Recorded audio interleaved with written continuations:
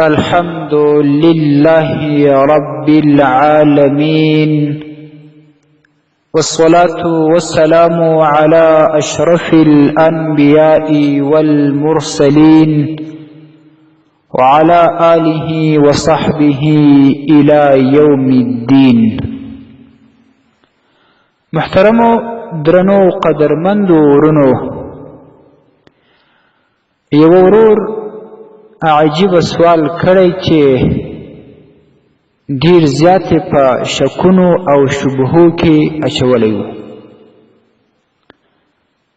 سوال دا کړی دی چې د کوروالي په وخت کې مې د خپلې میرمنې تی په خوله کې ونیوی، څاڅکی یا دوه څاڅکي شیدې مې تر ستونې تېرې سوې. اوس زما نکاح خرابه ده که نه؟ زه هم ژاړم، میرمن مې هم ډېر زیاته خفه ده. موږ دا اورېدلي دي که کم څوک د کمې ښځې شیدې وروي نو بیا همدغه ښځه پر حرامه ده او نکاح یې ختم ده.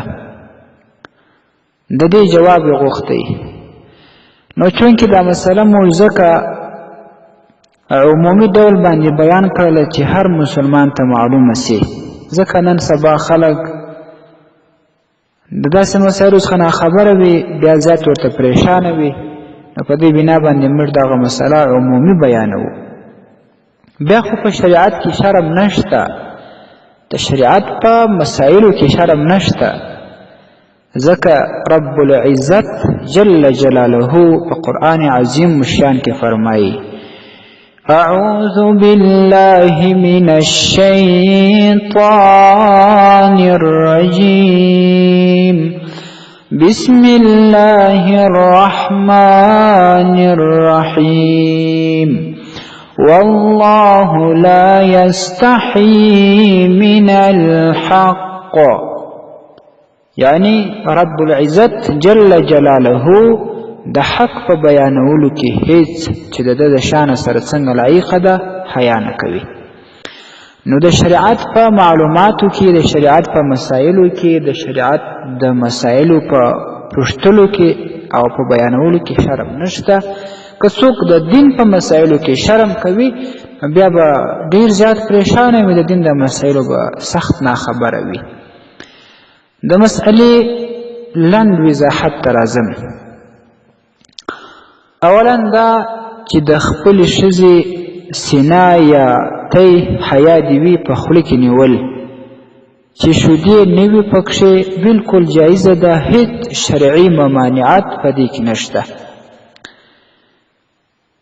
او که چېرته د ماشوم له پیدایښته وروسته د زنانې د خپلې میرمنې په تیانو کې په سینه کې شیدې وي، هغه د تی په خوله کې نیولو په وجه باندې دغه شیدې په خوله کې راسي، نو دغه شیدې چې کله تر ستونې تېرې سي حکم یې د حرمت دی، حرام کار دی، خو نکاح نه په خرابېږي، نکاح ته یې هیڅ مشکل نشته. که چیرې په خوله کې دغه شیدې رالې بیرته یې تو کړلې بیا هم هغه حرام منځ ته نه راځي چې د شیدې تیرولو حکم دی. نو یو څه احتیاط په دې کې وکړي چې د زنانې کله شیدې په تیانو کې وي هغه دې زبېښي نه، که یې وزبېښه د څه څاڅکي یا دوه څاڅکي په خوله کې ورلی بیرته دې تو کړي، تر ستونې دې نه تېروي. که تر ستونې تېرې کې حرام کار دی، خو بیا هم نکاح ته هیڅ مشکل نه لري، نکاح نه ماتوي. دا د دې مسئلې وضاحت و.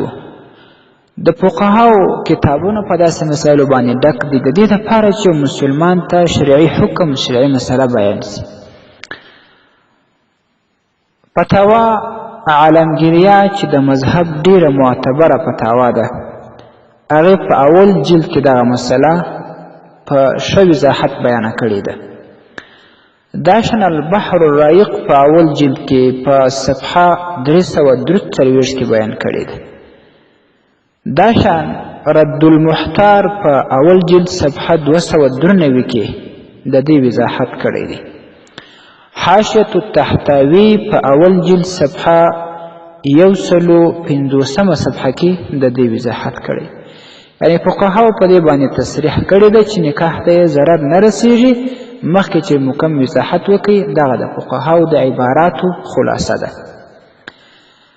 ستاسې ورور حکیم الله صابر الحنفي. والسلام علیکم ورحمة الله وبرکاته.